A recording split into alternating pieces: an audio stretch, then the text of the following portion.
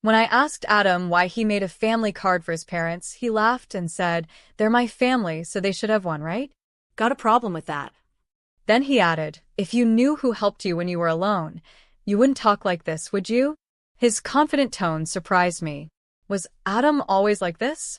He said, "If you're grateful, you should do more for my family. Then you'll really be part of it. Until then, it's like you're on a trial." A trial? In marriage? I'd never heard of such a thing before. Adam explained further, "It means you're not fully part of the family yet. If you don't like it, you can leave anytime.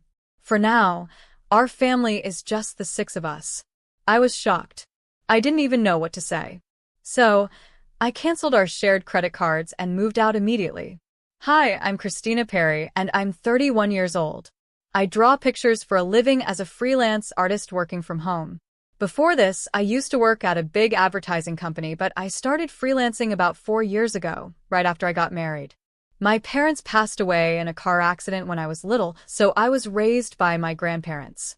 When I went to college, I moved back to my parents' old house in the city center, and I've been living there ever since. I met my husband, Adam, at a French restaurant where he worked. It was a cozy place with good food at reasonable prices, so my coworkers and I used to go there a lot. Adam, the charming waiter, caught everyone's attention, including mine. He was definitely a good-looking guy with a cool vibe that stood out. Even the manager joked that some customers came just to see him, and honestly, I understood why. I'd be lying if I said I wasn't a little starstruck myself. Adam and I got close pretty quickly, and before long, people started calling us a couple. Somehow, we ended up getting married. Looking back, I can hardly remember that time. It feels like a blur. One moment I was dating him, and the next I was his wife. But I did love Adam, and I was truly happy to marry him. After the wedding, I left my job at the design company on good terms and started freelancing. Adam kept working at the restaurant, with long and irregular hours, often late into the night. Balancing work and life became hard, so I decided to go solo in my career. That's where things started to change. I'd always wanted to work for myself, so when I told Adam my plan, he said, "That sounds smart, Christina. It'll be easier for you, and it's great that you're doing what you love." He fully supported me, and that's how we started our married life. We weren't into big, fancy celebrations, so we skipped the whole wedding fuss and just signed the marriage papers. Our families met briefly, and that was it. Adam went to work at the restaurant, and I stayed home, managing chores and freelancing. Our schedules were all over the place, but we made it a point to have meals together whenever we could. It was a simple life, but it made us happy. I thought, yeah, marriage is pretty great. About a year later, things started to change. "My family wants to visit. Is that okay?" Adam asked one day. "Sure," I replied. I was actually excited.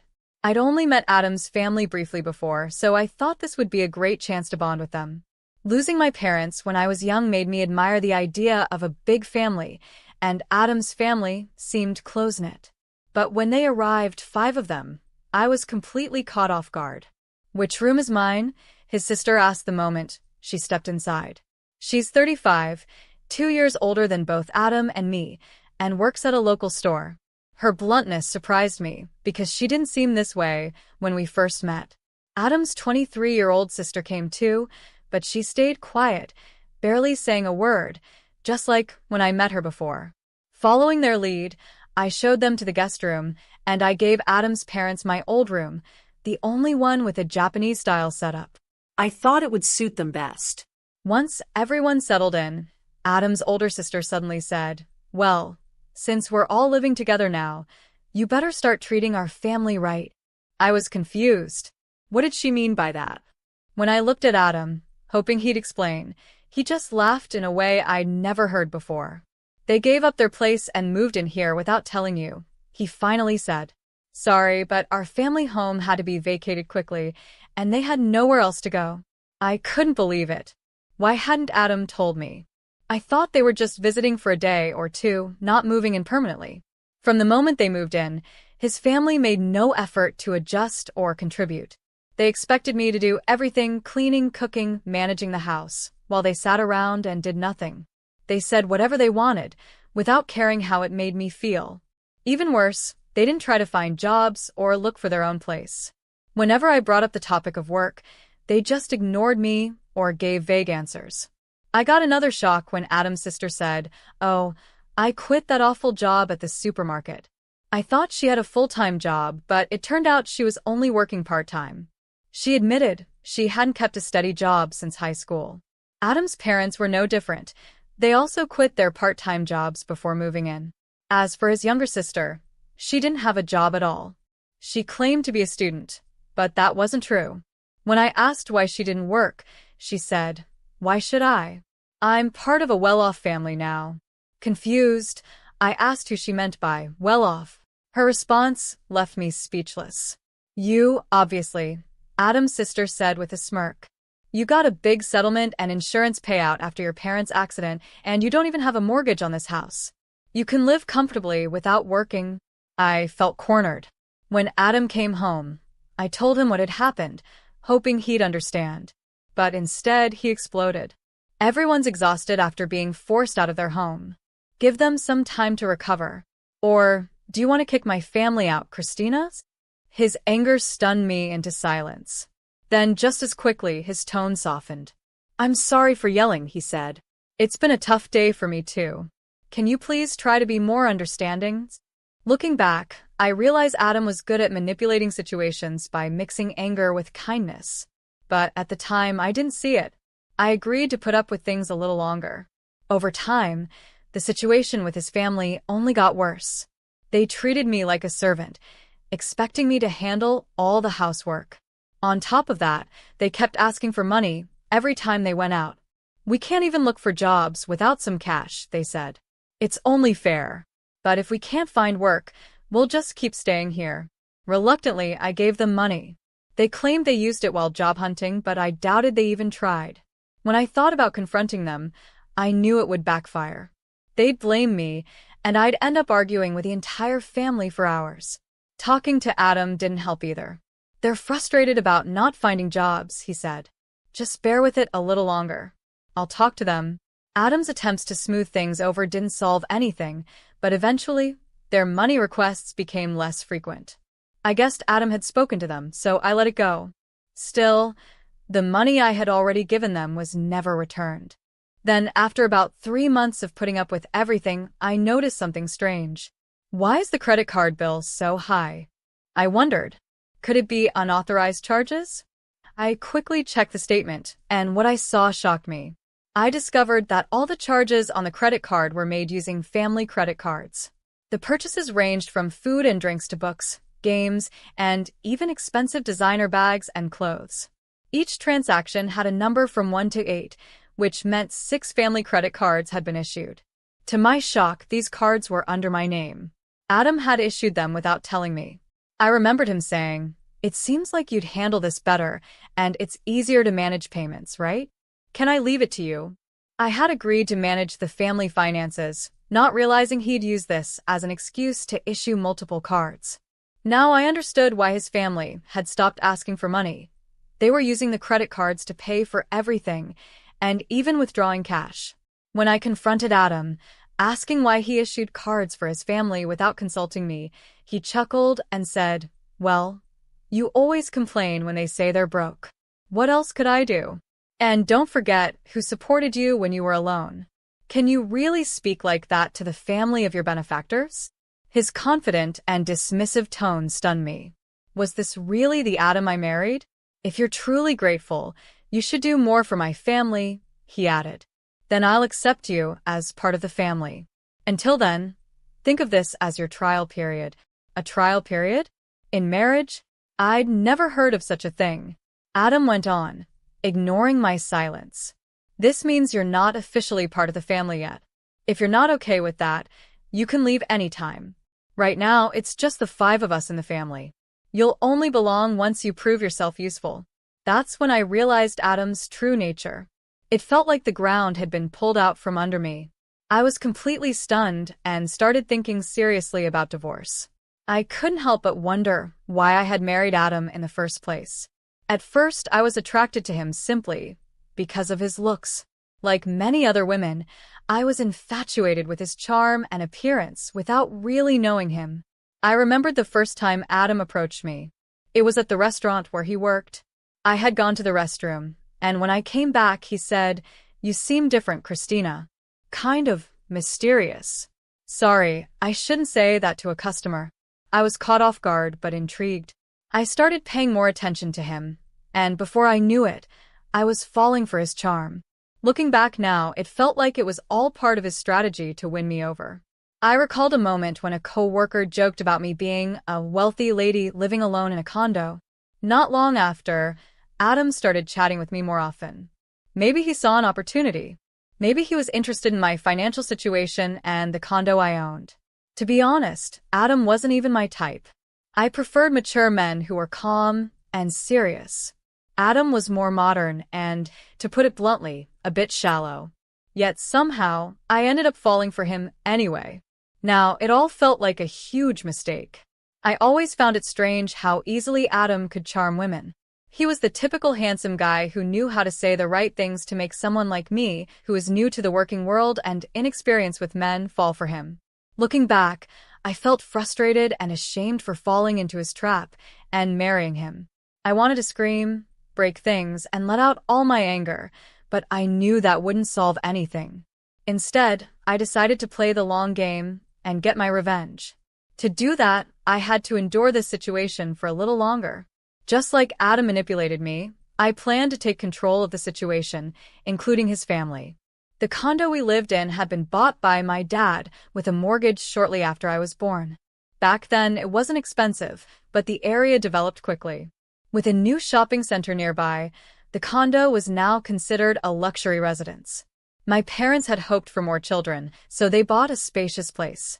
That's why there was enough room even after Adam's entire family moved in. But despite its size, having his family around made life unbearable for me, especially since I worked from home. I only put up with it because I had a plan. Adam's sister was right about one thing. There was no mortgage on the condo anymore. When I was 4, both my parents died in a tragic car accident.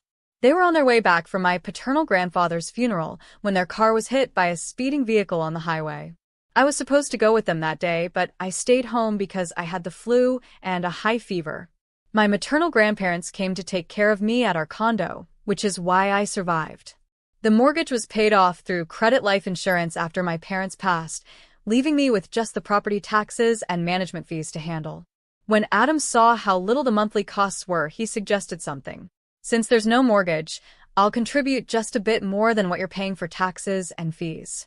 That should cover our household expenses with your income, right? Then we can each use our own earnings for personal stuff."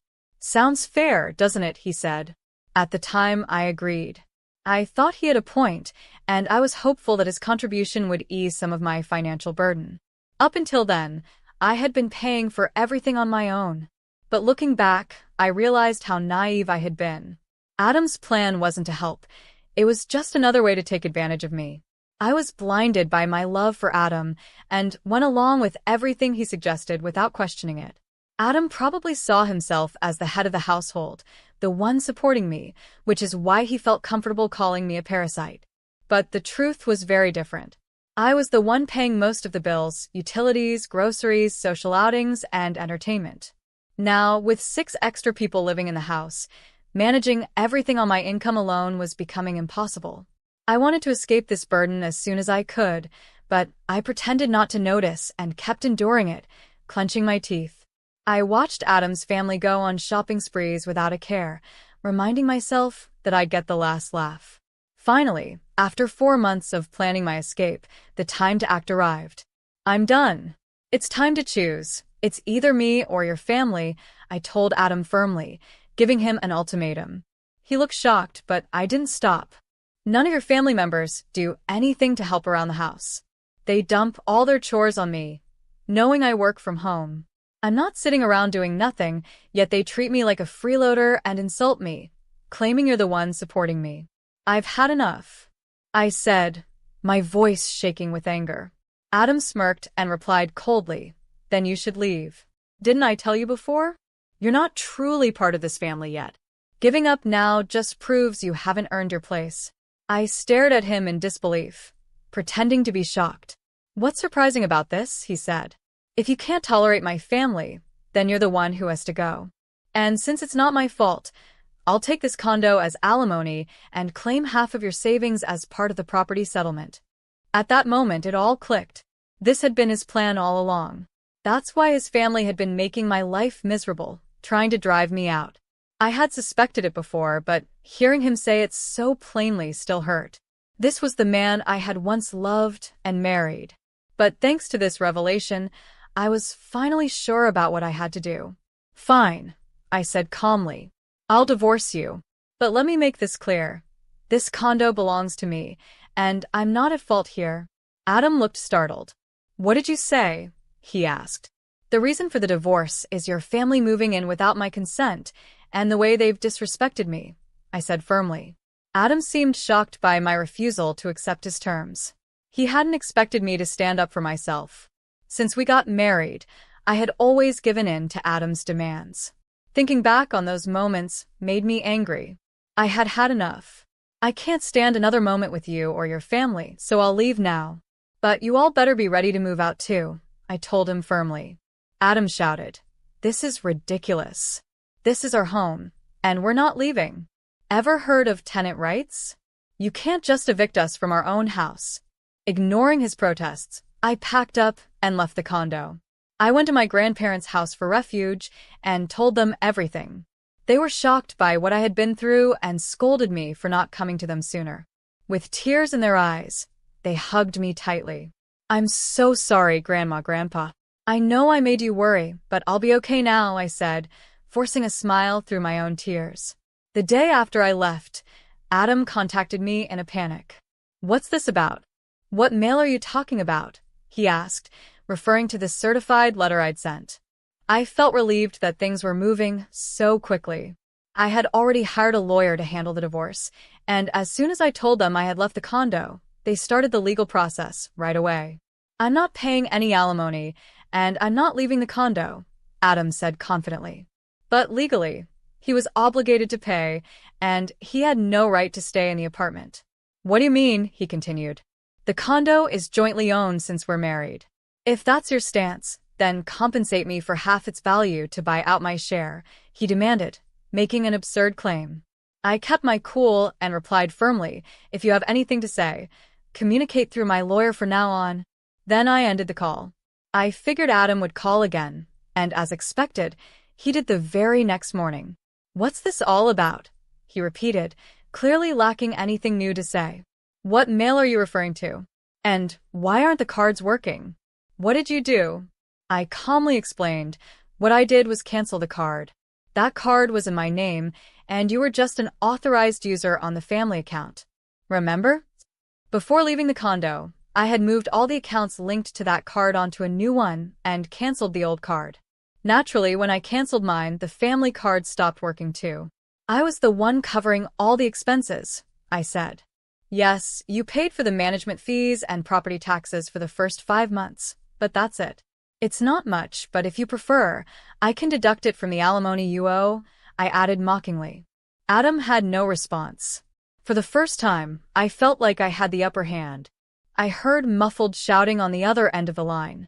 That's right, Adam had only paid the agreed amount for the first 5 months.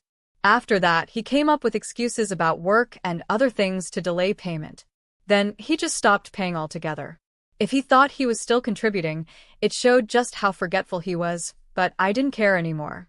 I was done with him, and his actions no longer mattered to me. "That's the situation," I said calmly.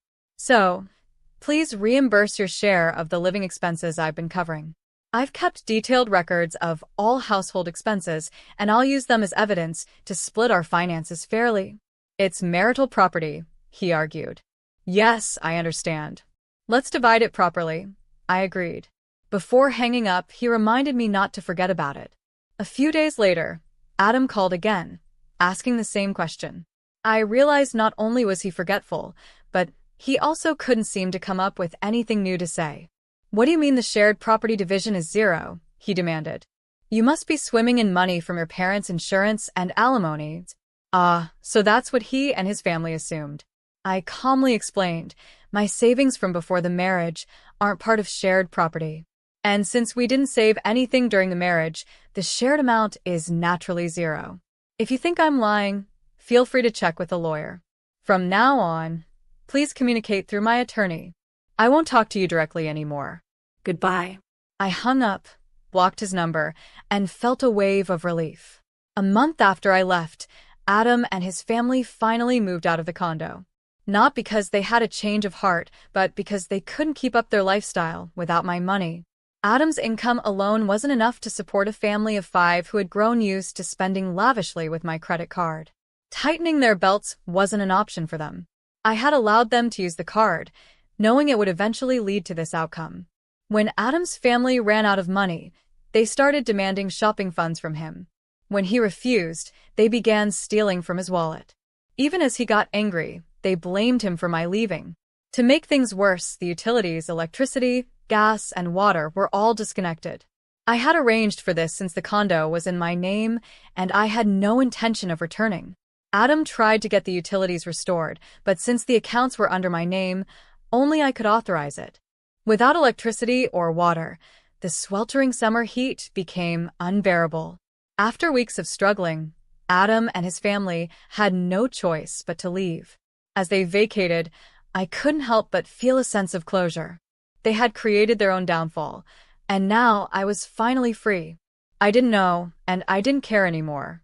Adam tried to hold out until the very end, but without electricity or even the ability to take a bath, he eventually gave up. The divorce moved faster than I expected, not because Adam had a change of heart, but because of his own mistakes. He betrayed our marriage by chasing after someone else, thinking he could easily get rid of me. He bragged about owning a fancy downtown apartment to impress younger women. It was shocking that he acted like this with his family still living in the house, but it wasn't surprising, they just ignored it. Before I left, I had quietly installed cameras in the house. They recorded everything, giving me all the proof I needed. Adam must have underestimated me, but the disrespect he showed was undeniable. He had brought his family into my home without asking, racked up debts on the family credit cards, left me with the bills, and then cheated on me. I demanded substantial compensation and alimony for everything he'd done. When Adam saw the amount, his face went pale, and he begged me to reconcile. But I had no intention of going back. Knowing he couldn't pay, I pushed him to borrow as much money as he could from his workplace and took whatever assets I could. When I threatened to take legal action for the fraudulent use of the family cards, he finally agreed to my terms. I can only hope he works hard to pay off his debts, but that's no longer my concern. The divorce is now final, and I'm staying at my grandparents' home. I haven't decided what to do with the condo yet. It holds sentimental value because it was my parents' home, but after everything that happened, it no longer feels like a place I want to live. I might sell it. As for my career, things are going really well. My work as an illustrator is thriving, and I'll probably move out and live on my own again soon. But for now, I'm happy working for my grandparents' house and leaning on their support for a little longer. Moving forward, I'll be more careful when choosing a partner. I won't let looks cloud my judgment again. My hope is to find someone who values respect, kindness, and honesty, a true partner to share life with.